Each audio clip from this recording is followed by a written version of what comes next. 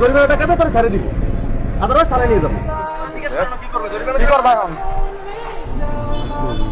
হ্যাঁ তিন লেগে মাপ, তুই চালাও ফেলেন মাপ কিসের আবার? জরিমানা দেওয়ার মতো অ্যাবিলিটি আছে তোমার কাছে? পয়সা আছে? হ্যাঁ, এখন ভাইয়ের কাছে বলো কি করবে। না তোর মাপ নেই, এটা তো ইচ্ছা কি তোর? এটা তো ইচ্ছা কি তোর? ঠিকই আছে, তার খারাপ দিল